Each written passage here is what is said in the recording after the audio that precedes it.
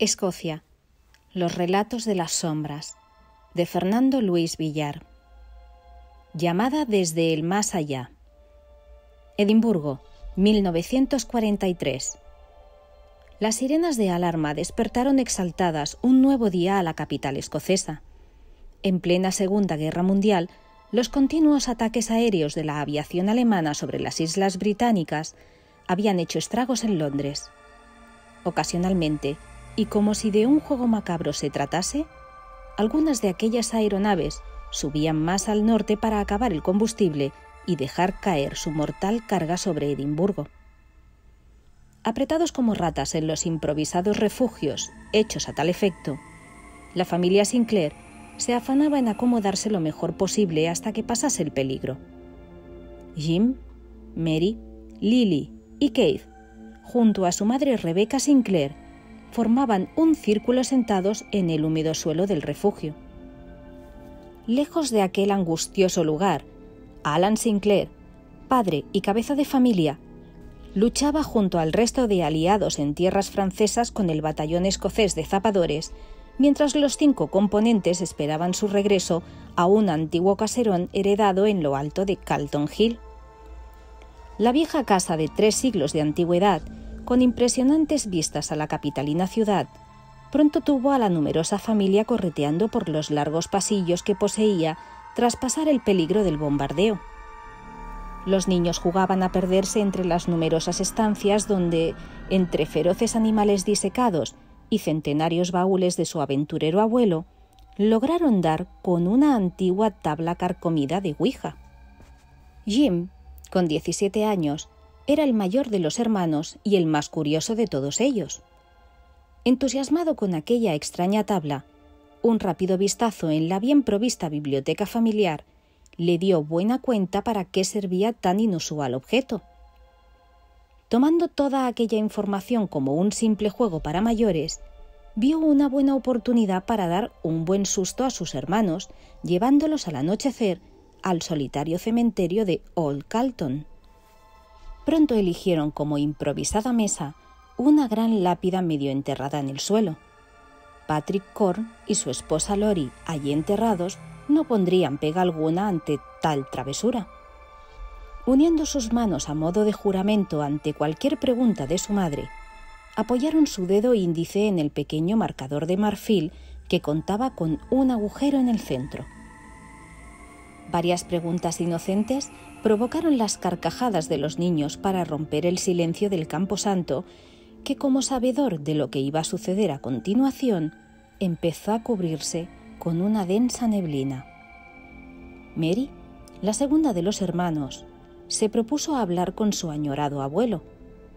Así comenzaron con el imprudente juego que las malas artes llevaban siglos empleando para invocar a los espíritus del más allá. La oscuridad ya se hacía cada vez más presente. Solo la luz de las linternas que portaban y que les daba a sus rostros una diabólica imagen, rezumaban brillo alguno en aquel apartado lugar. Tras varias preguntas con el abuelo como protagonista, Lily empezó a notar un ligero roce en su espalda que le provocó un espantoso grito. Keith, aprovechando la situación, le pasaba suavemente los dedos por la espalda a la vez que soltaba una gran carcajada al ver la cara de terror de su hermana. Los intentos por tener respuesta alguna se hicieron infructuosos, y viendo cómo el frío comenzaba a ser insoportable en aquel sagrado lugar, decidieron que ya había sido suficiente por ese día. Desilusionados por no conseguir resultado alguno, pusieron rumbo hacia el gran caserón donde los esperaba su madre. Las horas de las comidas eran sagradas en aquella apartada casa de Calton Hill. Dejaron aquella extraña y antigua tabla en el baúl, donde horas antes la habían encontrado, y pasaron a engrosar, como bien educados niños que eran, sus respectivos sitios en la mesa de la cocina. El macizo y rectangular tablero los recibió con un buen surtido de variados manjares, raros en esa época tan convulsa, donde el racionamiento estaba a la orden del día. La buena herencia dejada por la familia hacía posible comprar en el extraperlo cualquier producto que para la mayoría del pueblo edimburgués sería imposible de conseguir. Tras una sosegada cena, Rebecca Sinclair, como si de un oficial del ejército se tratase, dio toque de queda para mandar uno por uno a sus hijos a las habitaciones. Bien arropados y con el tierno beso de su madre en sus frentes, unos pocos minutos bastaron para caer en terreno de Morfeo tras el día tan ajetreado típico de niños de tan corta edad. La noche pasaba plácida en casa de Rebecca Sinclair, no así en lo alto del cementerio de Old Calton. 3 campanadas daban la orden de salida para la terrorífica noche que en la apartada casa iban a vivir. Como si de un diabólico truco se tratase, la densa niebla que cubría el antiguo camposanto parecía que cobraba vida propia y, deslizándose como una viperina serpiente, escrutaba las tumbas de recientes personas fallecidas. El silencio dio paso a un continuo crujir de maderas provenientes del interior de la húmeda tierra, de la cual, casi al unísono, como si de una coreografía de la muerte se tratase, escuálidos puños desgarrados se hacían camino entre la todavía removida tierra. Los muertos volvían a la vida. De blanquecino rostro y ojos con infernales iris rojos, las sagradas almas allí consagradas habían tenido un aliado perfecto en aquel tablero enletrado que los niños, en su inocencia, transformarían en mefistofélicas criaturas del Averno. Ágiles en sus movimientos, la docena de recién devueltos a la vida cruzaron la enrejada puerta del cementerio con la casa Sinclair como primer destino. Las sombras de aquellos seres tomaron rápidamente, con la complicidad de la gran luna llena que por fin coronaba el cielo de Edimburgo, las habitaciones del antiguo caserón. Un estremecedor grito inundó el silencio de la enorme morada. Lily, la pequeña de los hermanos, veía aterrada que uno de esos seres arañaba impaciente el cristal de la ventana de su habitación. Acostumbrada por las continuas pesadillas de su hija, Rebecca Sinclair caminó somnolienta los escasos pasos que separaban su cuarto del de Lily. Giró despacio el picaporte de la puerta mientras tranquilizaba en voz baja a su hija y entró al interior del cuarto.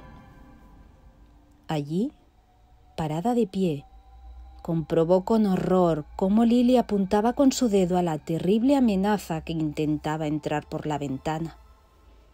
Emuló a la pequeña en su grito de terror y conminó imperativamente a Lily a salir de allí, a la par que el cristal de la ventana se hacía añicos, y permitía a la diabólica criatura acceder al interior del cuarto.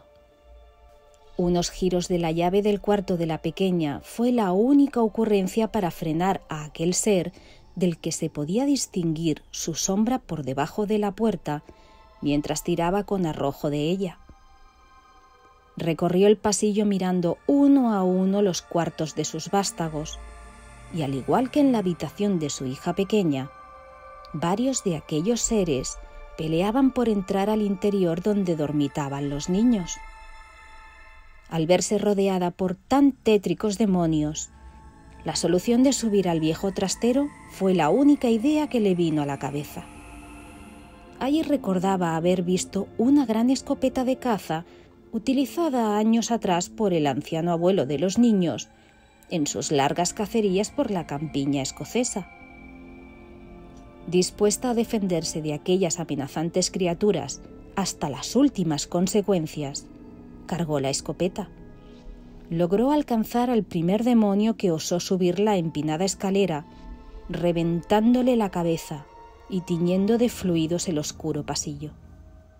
Los continuos golpes en el carcomido suelo del desván llamaban a las demoníacas criaturas a interesarse por los frágiles cuerpos que allí arriba, defendiéndose a regañadientes, aguantaban como bien podían las continuas abatidas de los mefistofélicos seres. Unos tras otros fueron abatidos por Rebeca, hasta que la desgracia pareció cebarse con ella. Un huesudo puño atravesó el podrido suelo del desván, logrando agarrarla y provocando su caída a la vez que perdía el arma. Fue a parar a las escaleras donde aquellos demonios se peleaban por subir.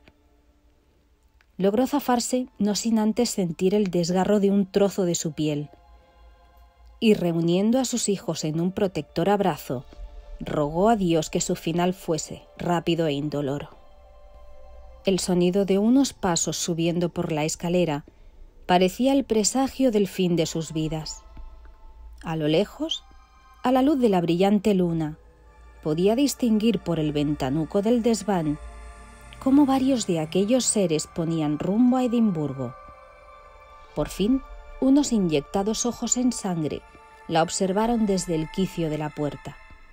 Las amenazantes manos de afiladas uñas rasgaron el marco de la entrada en un intento de aterrorizar más, si cabía, a la indefensa familia.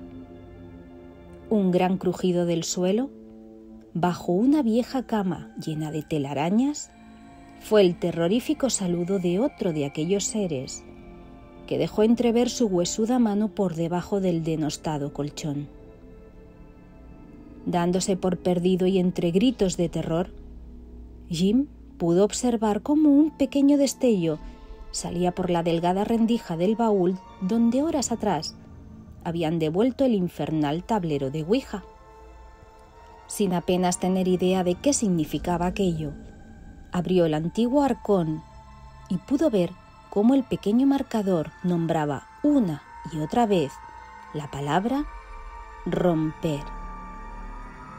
A punto de ser alcanzados por aquellos seres de vampíricas fauces, un certero golpe a la maldita tabla hizo que se partiera en 3 pedazos.